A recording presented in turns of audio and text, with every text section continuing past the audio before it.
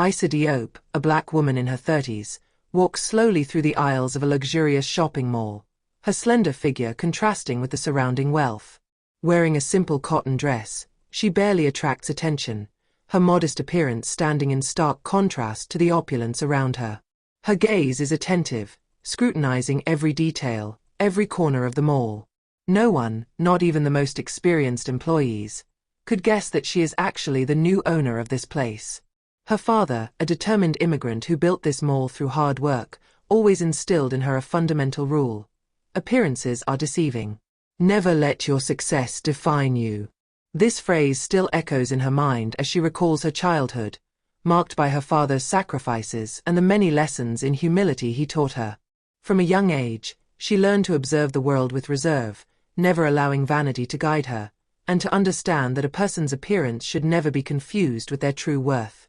Thus today, as the owner of this mall, she chooses to walk around incognito.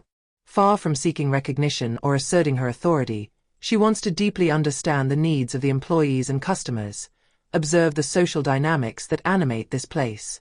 The aisles are lined with luxurious stores, sparkling windows, and high-end products, but Issa is not impressed. On the contrary, she inspects everything, from the expressions of the salespeople to the gestures of the customers, passing by the general atmosphere of the mall. She walks slowly without hurrying, as if she were simply an ordinary shopper looking for a good deal. Her gaze scans each shop, every detail, while remaining alert, attentive. But suddenly, she is interrupted by a security guard, a tall man with a hard face and imposing appearance. He looks her up and down with suspicion, his eyes fixed on her as if she were an intruder. "What are you looking for here?" he asks in a harsh voice. "This mall is for wealthy people. I've seen you hanging around here for quite some time, and you don't seem to know what you want." Issa remains calm, a slight smile on her face. She immediately understands the nature of his judgment. He looks at her, and beyond her appearance, he only sees a black woman in modest attire, who has no place in this luxury shopping center. But rather than revealing herself or reacting defensively, she chooses to play along. "Why do you think I don't belong here?" she asks gently, her voice almost soothing, as if posing an innocent question. The guard, a bit taken aback by her serenity but still confident, responds in a more condescending tone. "This kind of place isn't for everyone," he says, shrugging. "You don't look like our usual customers. This mall is for people with a certain standing." Issa, unfazed, shows no visible reaction. Instead, she approaches a display window where a blue silk dress catches her attention. She delicately takes it in her hands, inspecting the fabric while discreetly observing the reactions of passers-by, employees, and the guard, who continues to stare at her. The luxury around her, the designer clothes, the sparkling accessories, does not impress her. What truly interests her are the attitudes, the underlying judgments, and the social dynamics that unfold in such places. It is a field of observation, not a place for consumption for her. "Can I help you with something?" the guard asks, this time with a politeness that seems forced, as if he feels compelled to appear courteous while maintaining constant vigilance. Issa smiles softly, her expression calm. She gently places the dress back on its hanger. "I'm just looking, thank you," she says, her voice gentle but firm. The guard, visibly uncomfortable with this response, squints and retorts in a harsher tone, as if to reaffirm his authority. "Of course, but please be careful. These dresses are quite expensive and delicate. We wouldn't want you to damage anything. Do you understand?" Issa, with a slightly raised eyebrow, immediately perceives the condescension in his tone, but she remains perfectly calm. "I understand perfectly, don't worry," she replies, a faint smile still on her lips. She knows that this guard's attitude speaks volumes about the atmosphere of this mall. Constant vigilance, quick judgment based on appearances. She recalls her father's teachings, patience and discretion as powerful weapons in a world where people are too often judged by superficial criteria. The guard, insistent in his role as the enforcer, continues to follow her closely. He doesn't take his eyes off her as she moves towards the jewelry section, her steps slow and measured. Issa gently touches the bracelets studded with precious stones, her sharp gaze observing everything around her. the quality of the products, the service from the employees, but also the behavior of the customers. Every detail counts in this discreet analysis she is conducting. The guard, arms crossed, stands at a distance that feels reassuring to him, watching Isa like a predator waiting for the right moment to intervene. She knows it. He's waiting for her to make a wrong move, to show a sign of weakness, but she does not let herself be intimidated. Not once. She knows that this mall, filled with luxury and opulence, is merely a facade. What lies beneath, the true dynamics of the place, are hidden in the human interactions, the hasty judgments, and the small power plays. And that is what she has come to observe, to understand, and eventually change, so that this place, in her image, can also become a symbol of inclusivity, respect, and dignity for all, regardless of their appearance or status. These are made of real gold and diamonds, he says almost as a warning, his voice tinged with authority. And they cost over $20,000 each. The guard seemed to want to highlight a distinction, as if emphasizing the gap between her and the precious items he was presenting, in an attempt to reinforce an invisible hierarchy. Isa, unshaken, simply replied, "They are beautiful. Gold and diamonds are truly lovely." Her words, simple but sincere, seemed to slide off him, not affecting him, as she continued to observe the jewelry with measured curiosity. The security guard, unable to resist trying to regain control of the situation, stepped forward abruptly, partially blocking her view, as if to signal that his role as a guardian was much more than just physical surveillance. It was a matter of power. "Perhaps you would be interested in something from the sales section," he suggested in an almost casual tone, as though directing her to a more accessible section was a service he was offering. Isa, still calm and resolute in her observation, gave him a subtle smile. "Thank you, but I prefer to continue exploring. Your sales section might interest me later," she responded. Her answer was not dismissive but clearly determined, a simple gesture of refusal that unsettled the guard. He seemed perplexed for a moment, his gaze fixed on her with silent insistence, but he did not break his stare. The other employees in the mall, discreet but attentive, had already begun to watch the scene unfold. They exchanged furtive glances, sensing the awkward atmosphere building around Isa. None of them dared intervene, all too aware of the unspoken rules that govern this world of luxury and prestige. Their silence was heavy, palpable, and the agitation it created was noticeable, as if an unease had settled in, though no one dared acknowledge it openly. Isa, for her part, remained focused on her objective. Her aim was not to provoke or draw attention, but to understand how this place she now owned operated. This shopping center, designed to embody wealth and social superiority, was, in reality, just a facade. She wanted to see how people like her, those who appeared modest, were treated in this world where money and status dictated behavior. As she reached out to touch a delicately displayed pearl necklace, the guard abruptly interrupted her, positioning himself next to her in an almost theatrical gesture. "Excuse me, madam, but I must really ask you not to touch or approach the items unless you intend to purchase," he said in a dry, almost cutting voice. A few customers stopped, intrigued by the exchange now drawing attention. The situation, though seemingly trivial, had turned into a small public spectacle, and the looks turned towards her, whispers filling the air. Isa, showing no emotion on her face, slowly withdrew her hand, but her calm demeanor seemed to only exacerbate the guard's frustration.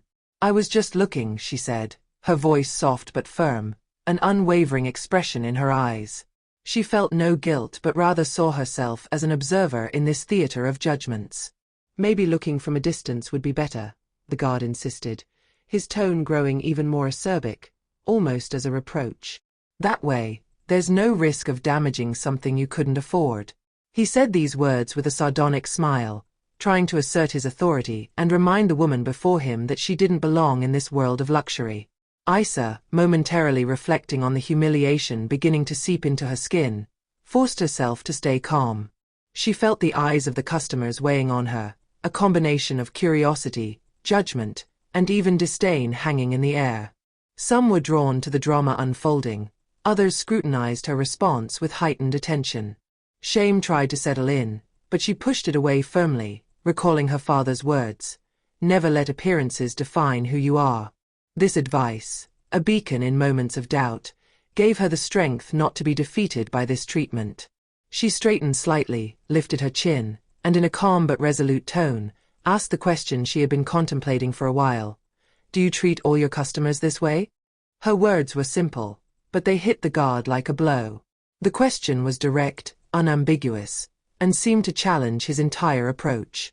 The guard, caught off guard, blinked, as if he hadn't anticipated such a sharp response from someone he considered beneath him. He stammered, trying to justify himself. I'm just doing my job. We have to protect our valuable items, you understand." His voice trailed off in an awkward attempt to rationalize his actions. Isa, without missing a beat, threw him a light, almost indifferent smile. "Protect your items or judge your customers based on their appearance," she said, her voice now sharp as a blade. These words, spoken in a detached tone, resonated in the air, marking a turning point in the interaction. She knew that this question, though simple, carried immense weight. In an instant, she had shifted the power dynamic, forcing the guard to confront his own prejudices. This was not just about wealth or social status, but about dignity and respect, two values that no one could take from her, regardless of her appearance. The silence became almost tangible, the air thick with tension. The customers present in the store, who had been observing the scene with discreet curiosity, now seemed uncomfortable, frozen in their movements as if the situation had caught them off guard. The guard, realizing the magnitude of the mistake he had just made, swallowed nervously, perhaps realizing that he had underestimated the woman standing firmly before him. He turned in all directions, looking for an escape, but before he could respond or attempt to justify his behavior, a deep voice rose, breaking the tense atmosphere. "Isa." The voice came from the back of the store. It was the general manager of the mall, a tall and distinguished man whose quick stride betrayed a sense of urgency. As he reached them, his face displayed a look of confusion and visible embarrassment at what he had just witnessed. He seemed torn between resolving the situation and the discomfort of seeing it unfold in such an unflattering light. "I'm sorry for this situation. There seems to have been a misunderstanding," he said, his words floating in the air, attempting to downplay the incident. The guard, still in shock, looked around, still not understanding what was happening. He asked, his tone filled with disbelief, "Wait, do you know her?" His eyes flickered between the two of them, not believing what he had just heard. He had expected her to be an ordinary customer, but this new information rattled him. The manager, clearly embarrassed by the situation, nodded slowly, and his gaze met Isa's with a note of regret in his eyes. "She's more than a customer. Isa Diop is the new owner of this shopping center," he finally announced, his voice tinged with humility, which contrasted with his embarrassment. The murmur that passed through the customers present was almost imperceptible at first, but it spread quickly, as the faces around them lit up with surprise and recognition. It was clear that no one had imagined that this modest woman, dressed simply in a cotton dress, owned the entire place. The security guard's expression changed instantly. It went from condescension and arrogance to pure fear. He froze for a moment, his eyes widening as he realized the gravity of his mistake. He stammered, his voice almost strangled. I didn't know. I'm sorry, really." He was profusely apologizing, but the words seemed empty, lacking sincerity. Isa stared at him for a moment, her piercing gaze devoid of any animosity. She was calm, far calmer than the guard would have thought possible. She took a slow breath before speaking, her voice calm yet firm. "This isn't about who I am. It's about respect. You judged without thinking, simply because I didn't fit your idea of what a wealthy customer should look like." Her words echoed in the air, each one carrying the weight of an important lesson, not just for the security guard, but for everyone around her. She then turned to the director, her gaze unwavering. "And this is exactly why I came incognito today, to understand what is wrong with the management of this place." She paused, observing the effect of her words, before continuing. "This shopping center must be a place where everyone feels respected, no matter their appearance. Changes start today."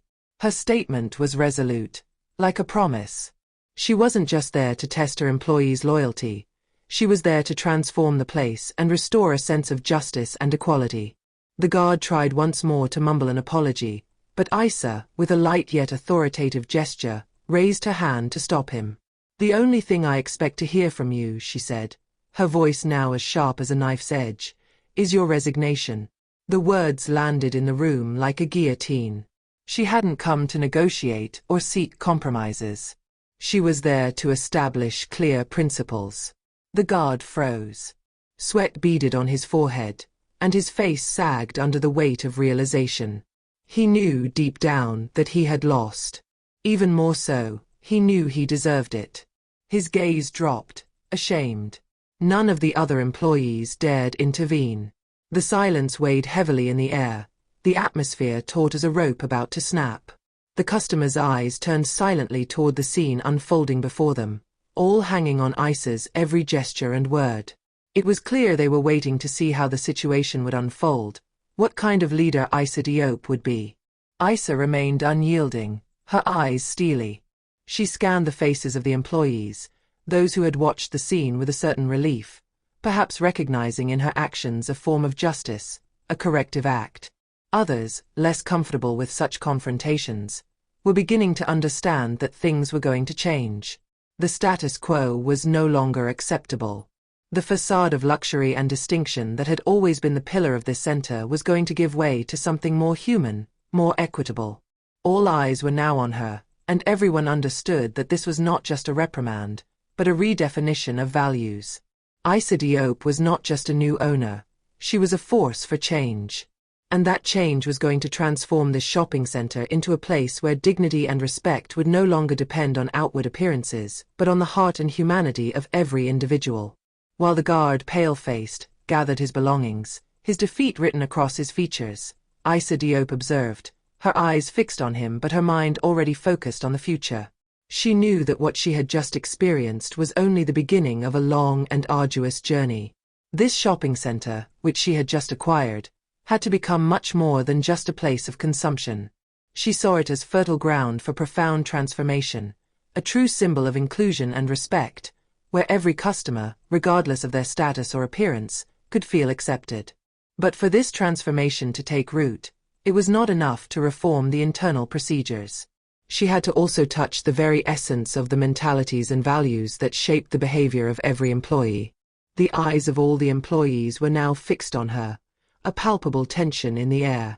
Each one of them waited for her next words with almost religious attention, knowing that what was happening here would mark a decisive turning point. Isa knew this step was crucial to laying the foundation for what she called a cultural shift.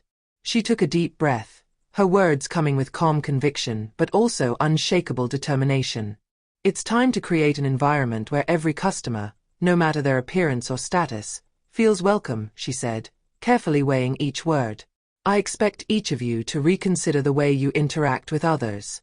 This center will no longer be a place where judgments are based on appearances, but a place where everyone is treated with dignity and respect." A murmur of approval spread through the room. Some employees, surprised but relieved, nodded timidly, while others remained silent, visibly moved by the power of her words. Isa scanned their faces, looking for signs of commitment, sparks of understanding. She knew the change wouldn't be instantaneous, but she had planted a seed today, a seed that, if nurtured properly, could grow into a strong and resilient tree capable of transforming the entire center.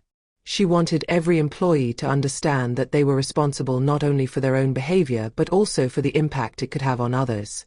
She then turned to the general manager, who still seemed a bit uncomfortable under the pressure.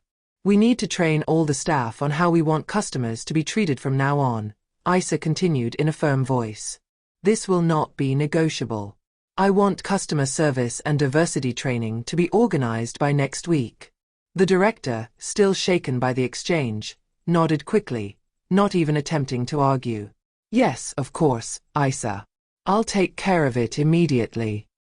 He knew that no excuse would be acceptable now, and that the only option was to comply with the new directives she was imposing with natural authority.